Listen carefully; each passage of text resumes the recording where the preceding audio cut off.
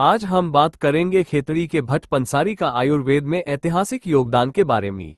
ठीक है, मैं आपकी इस खेतड़ी के बुजुर्ग द्वारा बताई गई वास्तविक कथा को आपके मौजूदा क्लासिकल, राजसी और भक्ति भाव से भरपूर वर्णन में जोड़कर एक महागाथा शैली में पुनर्लिखित कर देता हूं, ताकि यह और भी जीवंत, रहस्यमय और प्रभावशाली लगे।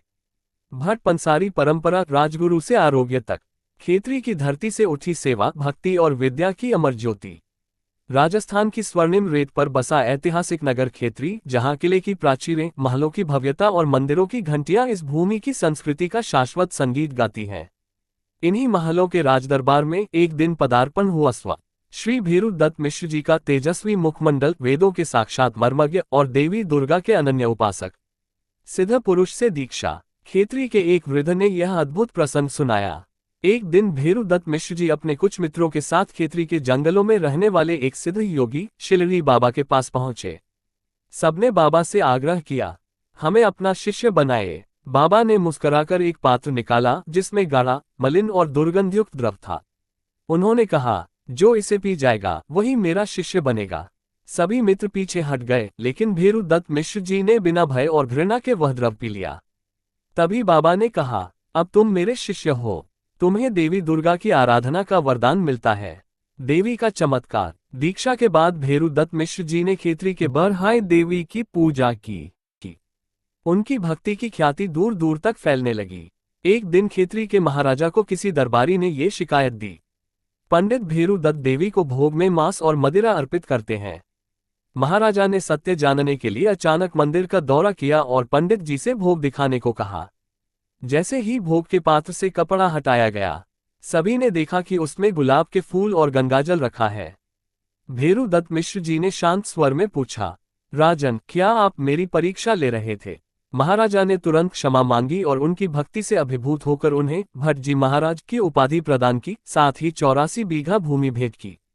कहते हैं, उनकी भक्ति इतनी गहरी थी कि देवी की कृपा से भोग में रखा मांस गुलाब के फूल में और मदिरा गंगाजल में बदल जाती था।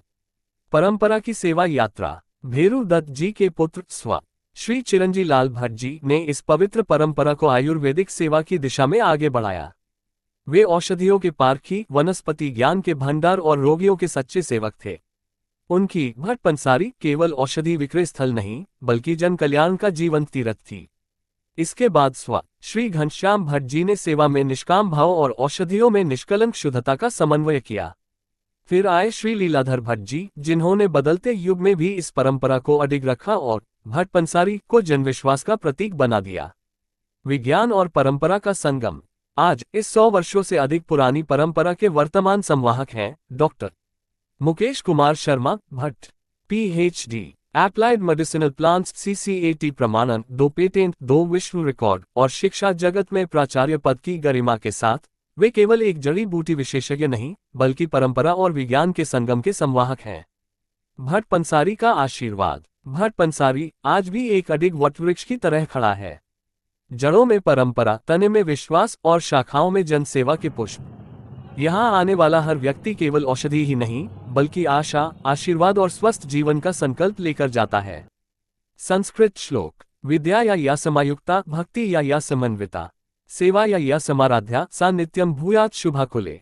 अर्थ, जिस वंश में विद्या, भक्ति और सेवा तीनों एक साथ हो, वो वंश सदा कल्याणकारी और शुभ फल देने वाला होता है।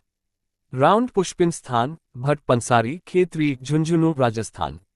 सेवा में doctor Mukesh Kumar Sharma, PhD, CCAT, health advisor और नेचुरलिस्ट।